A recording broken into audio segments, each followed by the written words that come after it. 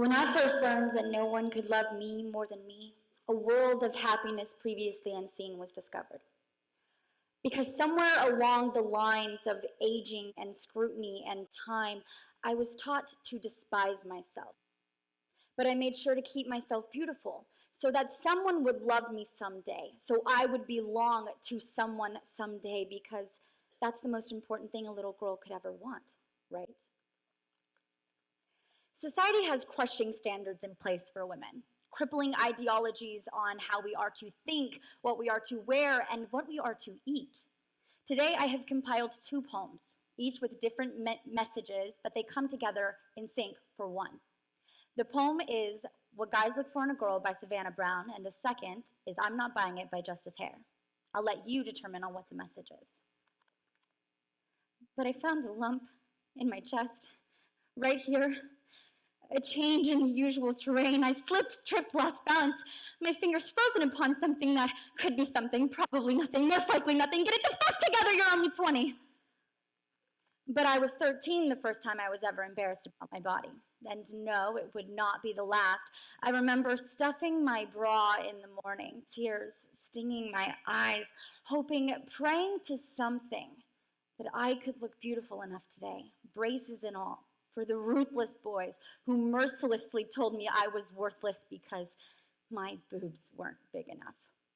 And I would go home and put on a sweatshirt with my eyes closed and deny myself the right to be shown myself, because I didn't dare want to insinuate beauty in regards to something so insulting as my body.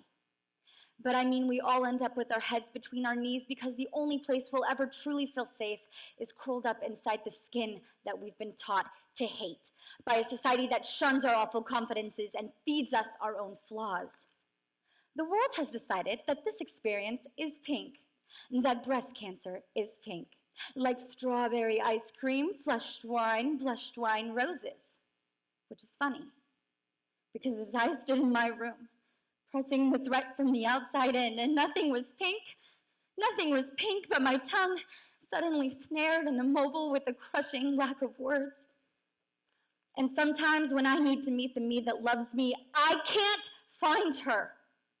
A reminder that the mirror is meant to be a curse so I can find her to my mind. But when he or she shouts, "Let me out!" you're allowed to listen. But of course, it's met with a chorus of conceited, egotistical, narcissist.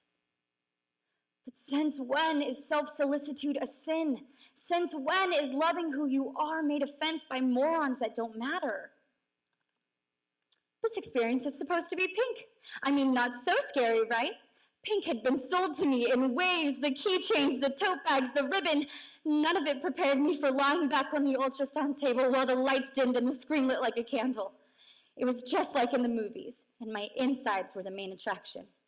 The technician and I watched a scary movie together, and we waited for the killer to show themselves.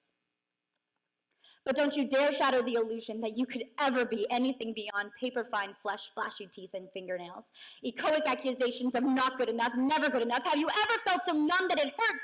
Entertain me, whore. And even without salty popcorn, my mouth was dry and desperate for something soothing. To be told that I was okay. But you can't surrender to them.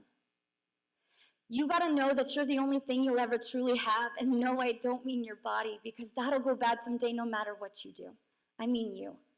I mean the way your bright eyes go wild when you smile, or how your laughter's so melodic it's a song. I mean the way how your creativity is a compass that leads you to what you love, and you don't need a miracle cream to keep your passion smooth, hair-free, or diet pill to slim your kindness down. And when you start to drown in these petty expectations, you better re-examine the miracle of your existence, because you're worth so much more than your waistline. You're worth the beautiful thoughts you think and the daring dreams you dream, undone and drunk off the alcohol of being. But sometimes we forget that. And when you start to drown in these petty expectations, you better re-examine the miracle of your existence. And while the doctors later assured me we're 99% you're only 20, we'll re-examine in a couple of months, not cancer, it breathes in relief like perfume. The fear still caught in my teeth. You'd think I wouldn't have been so scared in this Susan G. Komen Race for the Cure, Avon Walk, pink kitchen utensils. Some of the proceeds from this product are going to benefit breast cancer research, tote bag, pink ribbon world of this disease that is as lethal as it is profitable, a selling point. But as I laid back on that ultrasound table, and as I undressed from multiple doctors and showed them things that take time to earn otherwise, I was scared shitless. And I was angry because we live in a world where the media pulls us from the womb, nurses us, and teaches us our first words. Skinny, pretty. Girls, soft, quiet, pretty. Boys, manly, muscles, pretty. Because when women get sick, we have to do it in a pretty way, a way that won't fight the unders, a way that we can sell when women get sick. The world decides to bleach the red from our pain, our anger, our resentment, our fury, and they cut it with white, with blankness, and they make pink. And they sell it back to us on makeup and cookware. But I don't care whether it's your weight, your gender, your looks, your skin, or where your love lies. None of that matters because standards don't define you.